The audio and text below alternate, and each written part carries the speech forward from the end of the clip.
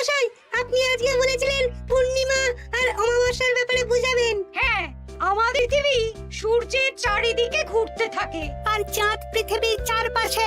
চাঁদ পৃথিবীর চারিদিকে একটা কক্ষে আবর্তন করছে।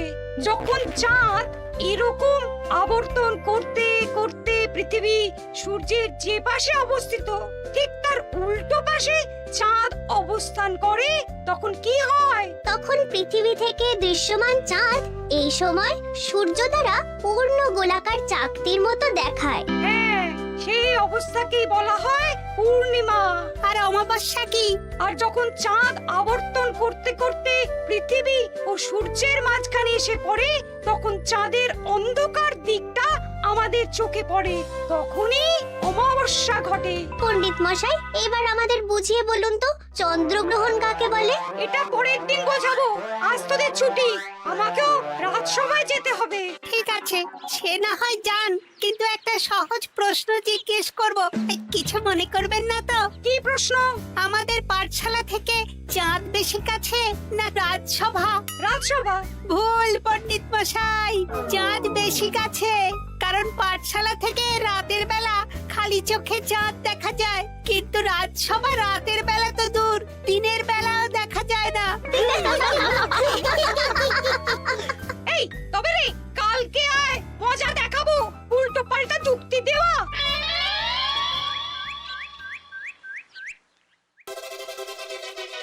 মহারাজ, আপনার হাতে এত বড় ফর্দ, রাজবাড়িতে কি সামনে কোনো উৎসব অনুষ্ঠান আছে নাকি? খাওয়া দাওয়ার ব্যাপার আছে? না, গোপালের শুধু খাই খাই, এত বড় জীব যে গোড়ের মাথা থেকে দেখা যায়। আর আপনার কুকীর্তির কথা তো দেশের শেষ প্রান্ত থেকে শোনা যায়। চুপ! রাজসভাটাকে একেবারে চিংড়ির হাট বানিয়েছে। হাট না মহারাজ, খেলার মাঠ বানিয়ে দিয়েছি। তোমাকে বেশি কথা বলতে বলিনি। মহারাজ, আপনি ওই ফর্দের ব্যাপারে বলুন না। হ্যাঁ, সেই ভালো। শোনো, আমাদের রাজ্যের বেশ কয়েকটা জায়গার অবস্থা খুব খারাপ, তাই সেসব জায়গায় উন্নয়ন করা দরকার। আপনি আমাকে দায়িত্ব দিন। বেশ, শোনো তাহলে, আমাদের রাজ্যে যে পাঠশালা আছে সেটার অবস্থা বড়ই খারাপ। চাল ফুটো হয়ে গেছে, এখন একটু হাওয়া দিলেই গাছের পাতা পড়ে। কদিন পরে ঝড় বৃষ্টি হবে, তখন জলও পড়বে। সারানো হবে, আমার চেনা ভালো ঘরামি আছে। উত্তরে যে বড় স্নানের পুকুরটা আছে সেটার জল ময়লা হয়ে গেছে, ওই পুকুর সংস্কার করতে হবে। হয়ে যাবে। আমার কাছে খবর এসেছে দক্ষিণ পশ্চিম গ্রামের রাস্তা খুবই খারাপ, যখন তখন গরুর গাড়ির চাকা ভাঙছে। তাও হয়ে যাবে, আপনি শুধু আমাকে মোহর দেবেন আর আমি সব কাজ সামলে দেব। বেশ,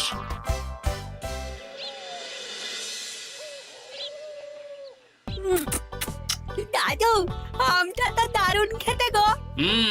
আমাদের গাছের আম। সত্যি দাদু, আমরা মানুষ হয়ে পৃথিবীতে জন্ম নিয়েছি বলেই এত ভালো ভালো খাবার খেতে পারছি। চাঁদে জন্মলে যে কি হতো? চাঁদে কেউ জন্মায় না। কেন?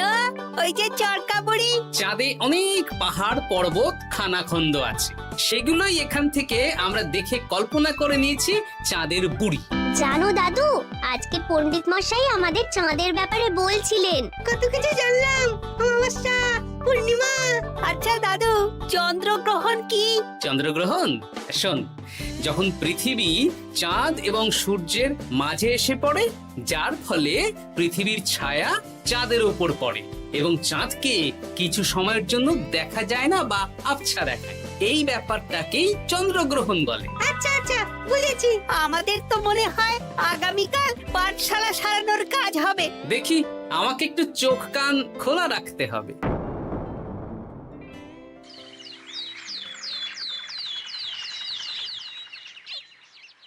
কি মন্ত্রী মশাই, কখন কাজ শুরু করব? আরে দাঁড়াও, এই চলে এলো বলে। আমাকে তো যা করার আজকের মধ্যেই করে দিতে হবে। মহারাজের হুকুম, পাঠশালা একদিনের বেশি বন্ধ রাখা যাবে না। আরে না না, পাঠশালা কালকেই খুলে যাবে, শিশুরাই তো আমাদের ভবিষ্যৎ।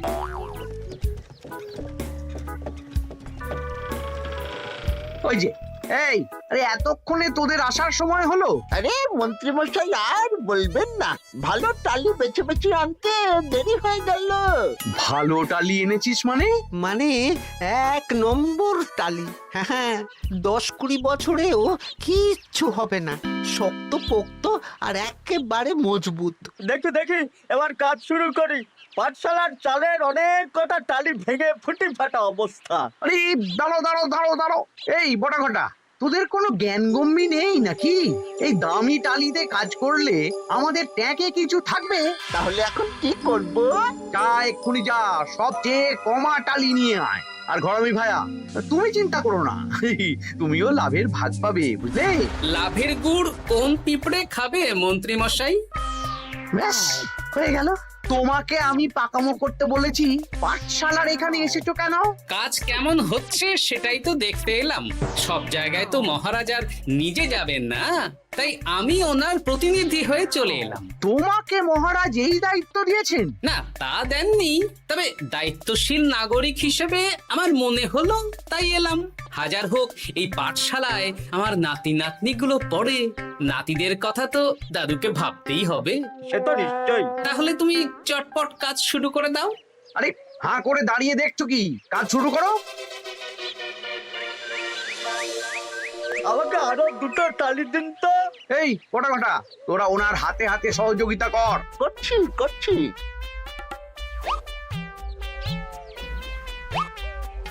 ঠিক আছে, আমি তাহলে চলি।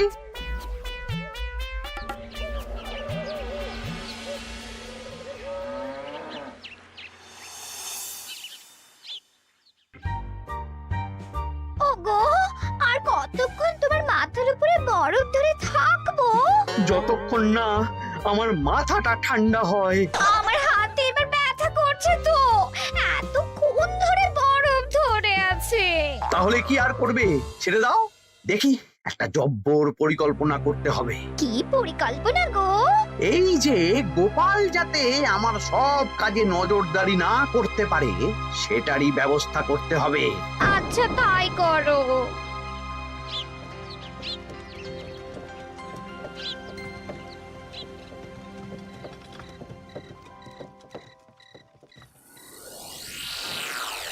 দেখ বটা ঘটা, পাঠশালা থেকে তো আমাদের 5 পয়সাও রোজগার হয়নি। না মন্ত্রী মশাই, গোপাল তো ঠায় দাঁড়িয়েছিল। কারচুপি করার একবারে রাস্তাই নেই। আগামীকাল পুকুর সংস্কারের কাজ হবে। গোপাল যেন ওই পুকুরের আশেপাশে না আসতে পারে, সেটা দেখার দায়িত্ব তোদের। বেশ, তাহলে আমি সকাল সকাল ওই গোপালের বাড়ির আশেপাশে পৌঁছে যাব।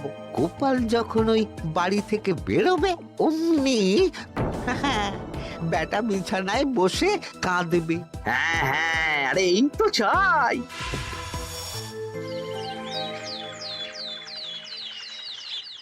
ওটা সংস্কারের দায়িত্ব তো মন্ত্রী মশাইকে দিয়েছেন মহারাজ। তুমি আগ বাড়িয়ে যাচ্ছ কেন? আমি না গেলেই আবার 2 নম্বরে শুরু করে দেবে। মহারাজ তো আর পাড়া ঘুরে দেখতে যাবেন না কোথায় কি হচ্ছে না হচ্ছে। তাও ঠিক, যাও তাহলে।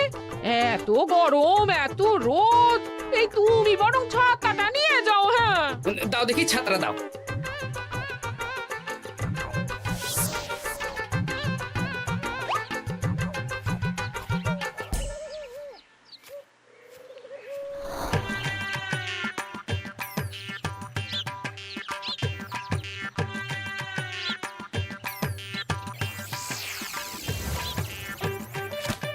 এই কে রে?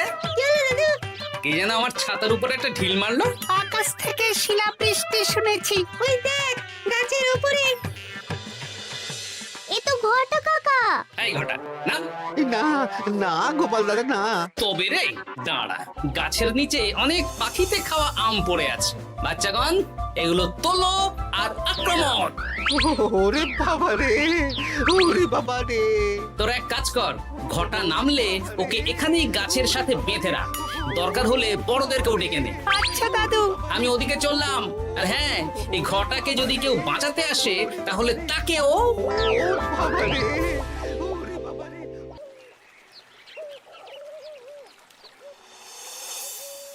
মন্ত্রীমশাই একদম নিম্নমানের চুন আর ফিটকিরি নিয়ে আসবো তো। হ্যাঁ, একটু পরেই দোকান খুলবে।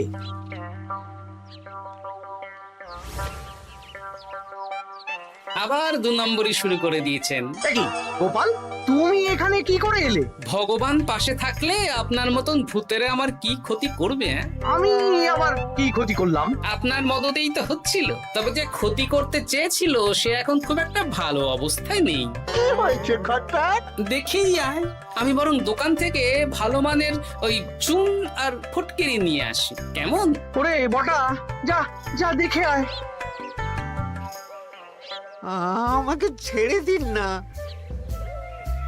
আমি তো কিছু করিনি, শুধু একটা ঢিল ছুঁড়েছি, তাতে তো গোপালের কিছু হয়নি। যদি গোপাল দাদার বড় কোনো ক্ষতি হতো তাহলে কি হতো? এটা কি হচ্ছে? তোমরা ঘটাকে বেঁধে রেখেছো কেন? এই ধরো ধরো ধরো, গোপাল দাদু বলেছে ঘটা কাকাকে যে ছাড়াতে আসবে তাকে বেঁধে রাখতে। আমাকে ছেড়ে দাও। আমি তো কিছু করিনি, আমাকে ছাড়ো, আমাকে ছেড়ে দাও। চুপ, তোরা সবাই এই কর্মকাণ্ডে জড়িয়ে আছিস, কোনো ছাড় পাবি না।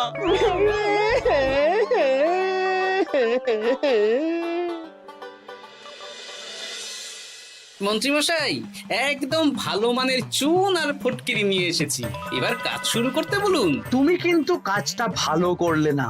ভালো মন্দ জানি না মন্ত্রীমশাই, এই চুন ফটকিরি ধারে কিনে এনেছি, আপনি দোকানের ধারটা মিটিয়ে দিয়ে আসবেন, কেমন?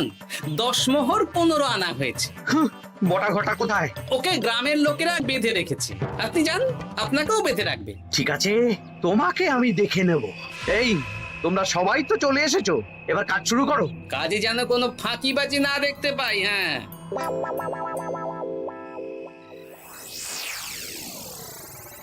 একটা কানা করিও গোপাল লাভ রাখতে দেবে না মনে হচ্ছে। এভাবে তো চলতে পারে না।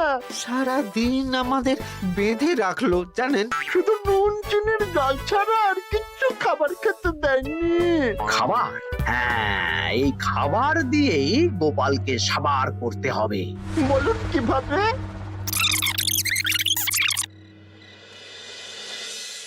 শুরু করুন।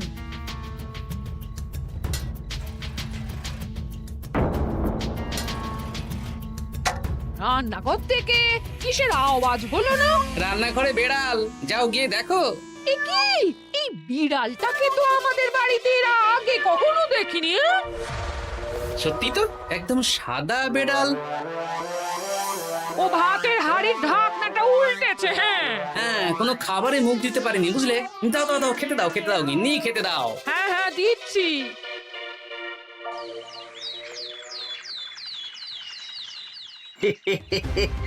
আজ আর কোনো বাধা নেই।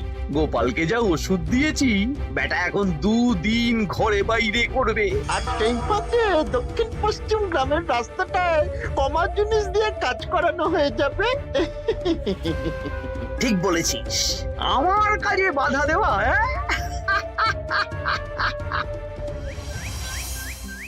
ও গিন্নি, গিন্নি গো, কাল রাত থেকে তো 10-12 বার হয়ে গেল।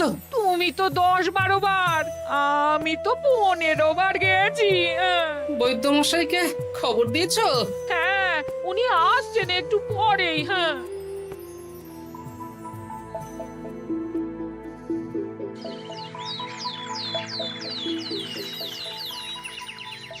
কি গোপাল, তোমার শরীর এখন কেমন আছে? এখন ভালো আছি মহারাজ। গোপালের খাবার খেয়ে কিছু হয়েছিল। যত সব উল্টো পাল্টা খাবার খেলে হবে না। বাজে কথা বলবেন না, আমি বাড়ির খাবারই খাই। যাই হোক, সেসব বাদ দাও। মন্ত্রী, তোমাকে যা দায়িত্ব দিয়েছিলাম সব হয়ে গেছে তো?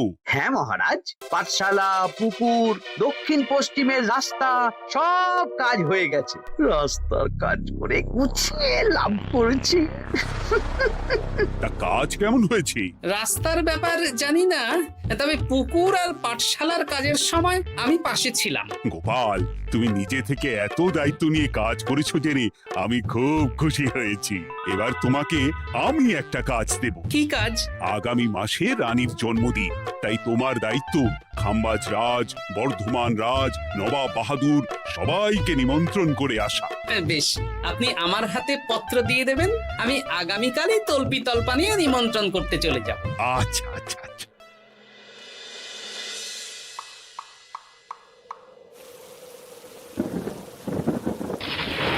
এই তো ঝড় বৃষ্টি শুরু হয়ে গেল, এর মধ্যে তুমি ভিন রাজ্যে রাজ্যে কি করে ঘুরতে যাবে? কেন, গরুর গাড়ি করে? রাজবাড়ির খরচা।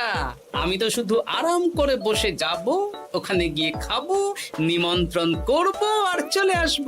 বৃষ্টি বাদলার দিন, সাবধানে যেও। হ্যাঁ, হ্যাঁ, এ তো কাল বৈশাখী ঝড়, আশা করি কাল সকালে বৃষ্টি হবে না। সকাল সকালে রওনা দেব, বুঝলে?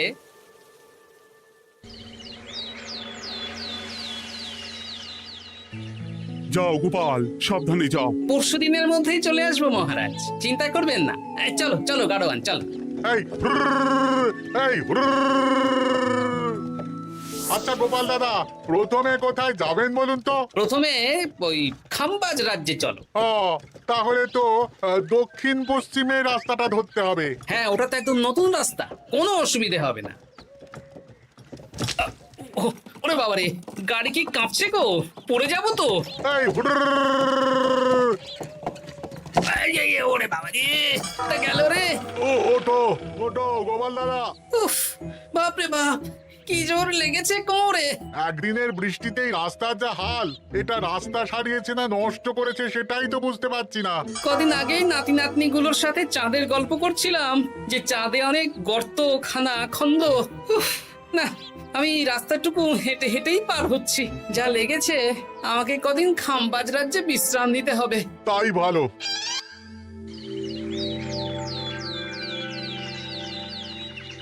এ কি, দুদিন হয়ে গেল গোপাল এখনো এলো না।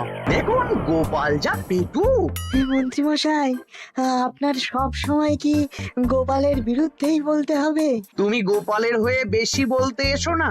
শুনেছি আপনি নাকি ওই পাঠশালা পুকুর সংস্কারে কমা জিনিস ব্যবহার করতে গিয়েছিলেন, আর গোপাল ধরে ফেলেছে, তাই আপনার রাগ। বাজে কথা বলো না, ওসব শোনা কথায় কান না দেওয়াই উচিত।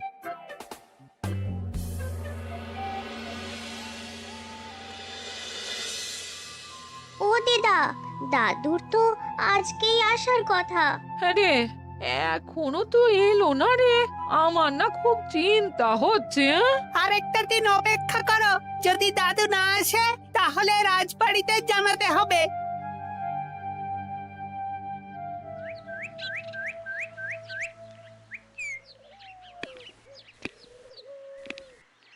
মহারাজ, এসে গেছি। এ কি গোপাল, এত দেরি হলো কেন? পুরো একদিন দেরি। এই একটু চাঁদ থেকে ঘুরে এলাম। কি যা তা কথা বলছো?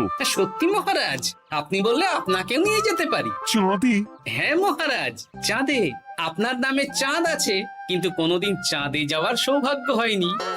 তুমি মস্করা করছো না তো? না না মহারাজ, সত্যি বলছি, যেতে হলে আজকেই যেতে হবে। আচ্ছা, তাহলে রানীকেও নিয়ে যাব। হ্যাঁ চলুন, আর মন্ত্রী মশাইকেও নিয়ে চলুন। বেশ, তুমি তাহলে মন্ত্রীকে ডেকে আনো, আমি আজকেই যাব। এক্ষুনি যাচ্ছি।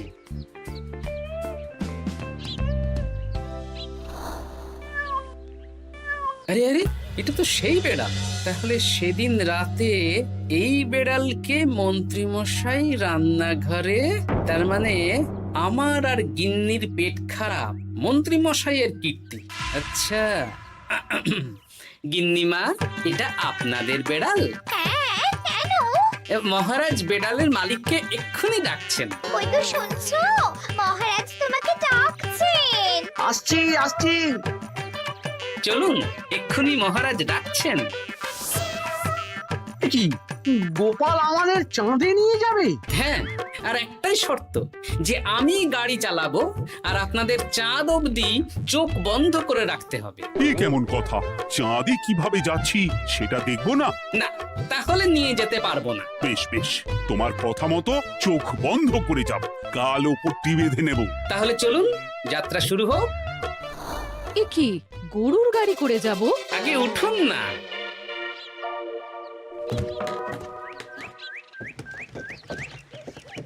আর কতক্ষণ স্থলপথে? এই তো আর একটুখানি, তারপরেই চাঁদে। এই হুর হুর হুর হুর,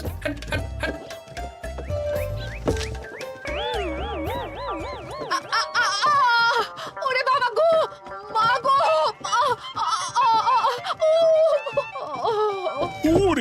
বাবারে, ওরে বাবারি,